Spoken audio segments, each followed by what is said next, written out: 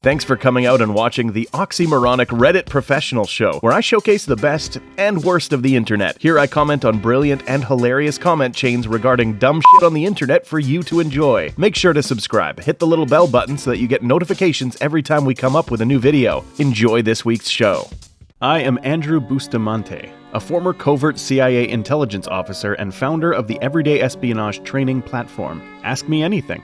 I share the truth about espionage. After serving in the U.S. Air Force and the Central Intelligence Agency, I have seen the value and impact of well-organized, well-executed intelligence operations. The same techniques that shape international events can also serve everyday people in their everyday lives. I have witnessed the benefits in my own life and the lives of my fellow agency officers. Now my mission is to share that knowledge with all the people. Some will listen, some will not. But the future has always been shaped by those who learn.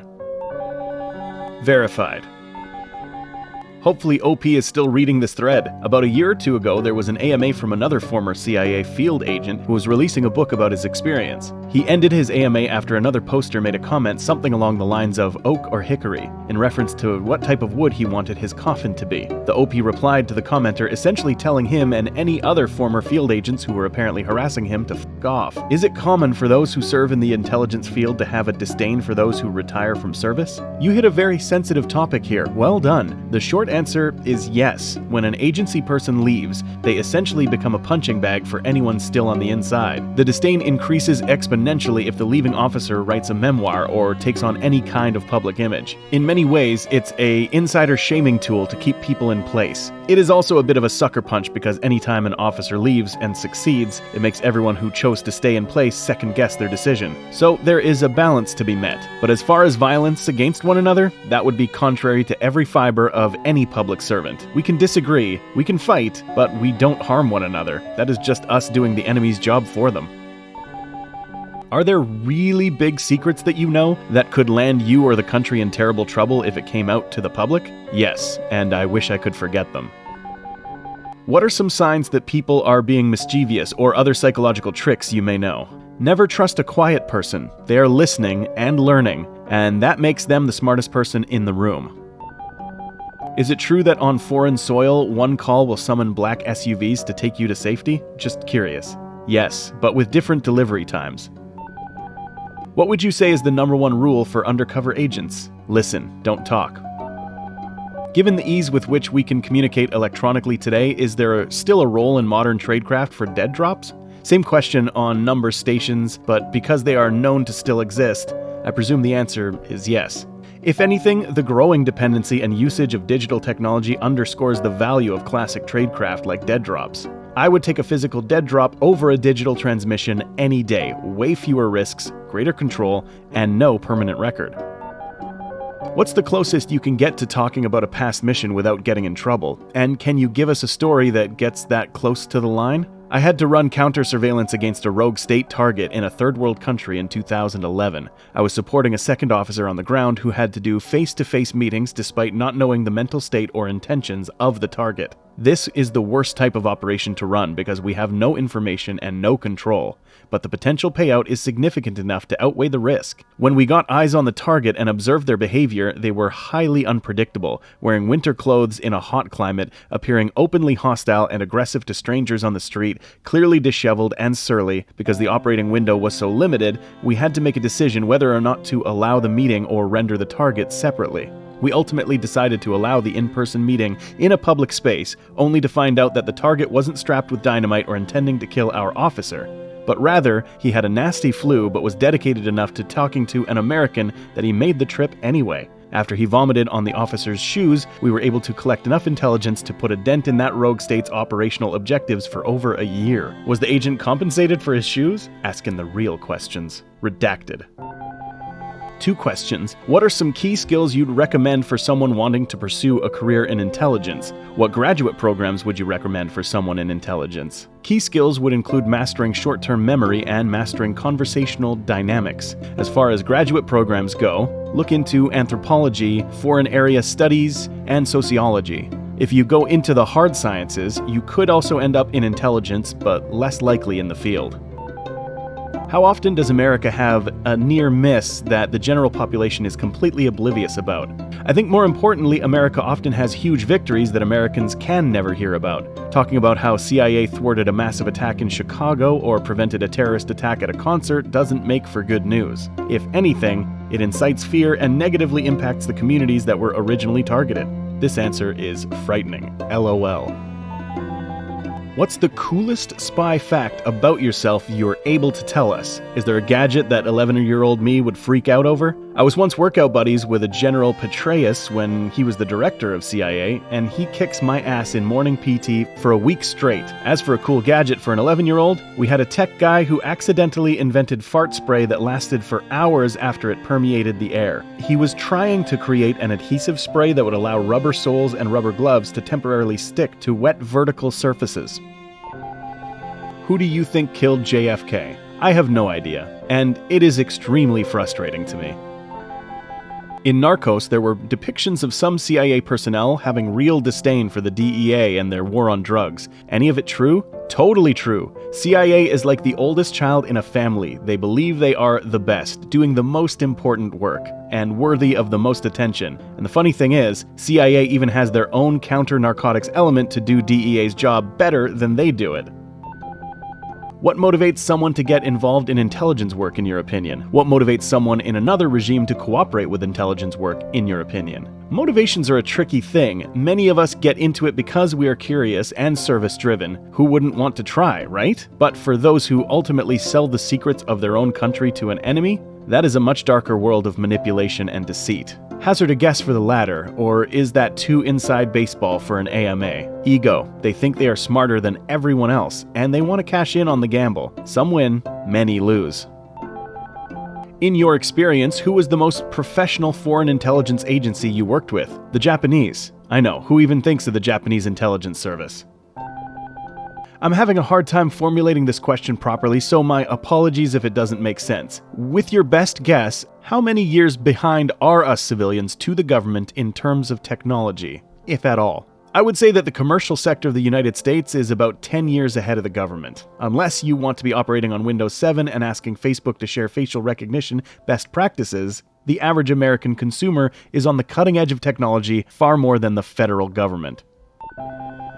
What's your opinion on Xi's recent campaign to expand Chinese influence by building rails and centralized infrastructure around the world? More specifically, how do you think they will leverage these projects to gain access or influence in Africa and the Middle East? The Chinese are singularly skilled at building influence by investing in tangible infrastructure. Most investment in the US is intangible and not directly impactful to the majority of Americans. For that reason, we don't feel ingratiated to those investing the money. The Chinese know that building a bridge today means every person who crosses that bridge knows our friends the Chinese gave us this bridge, and that appreciation lasts for multiple generations.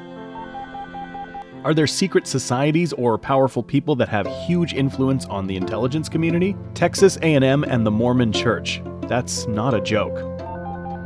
Which country regime is the biggest threat to the US? For instance, North Korea, Russia, China, ISIS, etc.? And in your opinion, how can we improve our safety within US borders? Thank you. Our biggest strategic threat is China. We are so tightly wound together and so fundamentally opposite that we are destined to conflict. But the more immediate threat to the US is our own infighting. When we kick and scratch at each other, we are doing the enemy's job for them. And I skipped your second question. Safety. I advocate that each of us has to become more secure individually. In so doing, our community will benefit in the aggregate.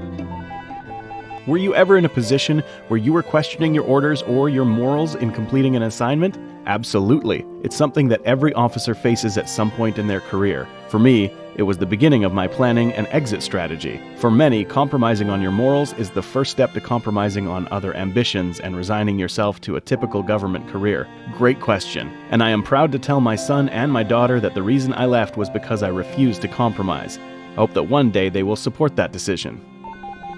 With data analytics becoming bigger every day and our government becoming more tech-savvy by the minute, do you think an unofficial credit system will eventually make its way into the hands of the intelligence community for its populace? We already sort of have this with the clearance system, etc., but I mean for those who are uncleared as well. If by credit you are referring to an unofficial clearance system, I could absolutely see that happening. The IC finds itself in constant need of experts far outside their talent pool. It would only make sense to use prevalent open-source data as a way to produce low-risk experts that could be called upon to serve in times of need. Hello, Andrew. It is believed my grandfather was CIA due to his mysterious death, military background, and years after his death, family finding that he had 12+ aliases, mostly of Russian names. The official story is that my grandmother shot and killed him and then took her life, but my dad and uncles remember 2 men coming in, putting the boys in their room, and taking my grandparents into their room where they heard shots being fired. This happened in 64 or 65 during the Cold War. My uncle went back to where this happened and spoke to the sheriff who handled the case. He said he remembered it but wasn't able to speak about it. I guess my question is there any way to find out a more concrete answer on what happened? My grandmother is Japanese and her living family in Japan are full of shame due to the official story being suicide, and I know my dad and uncles would sleep better at night knowing what happened to their parents. Wow, I know just enough about Japanese culture to know how heavy this must sit with your family. Unfortunately, I do not have an answer for you. Based on what you've learned since your grandfather's death, he certainly seems intel-related, but whether CIA or another service, I'm not sure. If he died in service to freedom, rest assured he is honored by a star on the wall at CIA headquarters. I know that does little to ease your pain, but it means a great deal to those heroes who walk past those stars every day.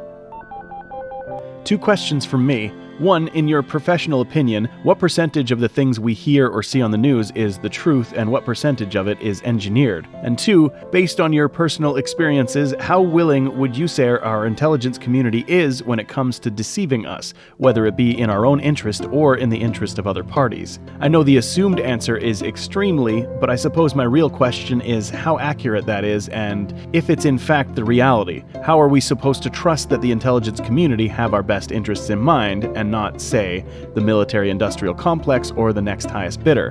By we, our, etc., I mean American citizens, just to be clear.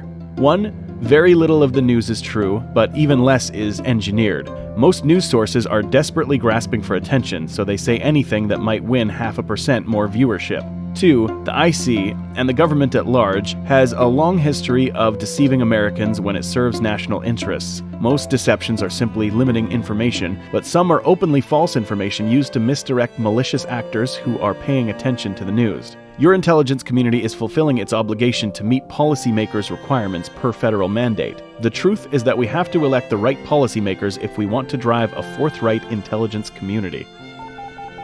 Have you ever worked alongside with SAD? And if so, what were their main backgrounds? SOCOM, CIA, etc.? Do they stay busy? I cannot disclose my background specifically, but SAD officers are some of the humblest, most incredible people you can meet. Selfless, courageous, and obviously crazy. They are equal parts special forces and totally self-taught badass. Why should we expect anyone in the CIA to tell us the truth about anything? You shouldn't. That's why I left. Why did you leave the CIA? I met my wife at CIA. She is also a former covert intelligence officer, and we were a tandem operating couple. When we found out we were pregnant, we had to ask some hard questions about whether serving a family or our nation was more important to us. Fortunately, the highly capable men and women still serving made it possible for us to choose our family. What advice do you have for those wanting to take their first steps into your career in today's world? Travel abroad, learn a language, and smoke pot now. You won't get the chance later. Are you endangering yourself or others by doing this? That is a hard question. I am taking some personal risk, as is my family, but we assess the risk to be minimal. Bad people will always do bad things, but that doesn't keep us from speaking up. What is the process like to be an intelligence officer in the CIA? Do you just go on USA jobs and hope for the best? Or is there a certain amount of paying your dues, so to speak, before you work your way into the job? The good news is that there is no ladder, no need to pay dues. You can actually apply formally, or even at a job fair, as funny as that seems. But the process really starts when you get identified as a viable candidate. That is when the psych evals and test scenarios start. Hope is always helpful, though. What made you do an AMA? I had a number of people attend my lectures or meet me in person who recommended AMA. I am still a social media noob, but I figured it was as good a time as any to learn a new skill and put myself out there.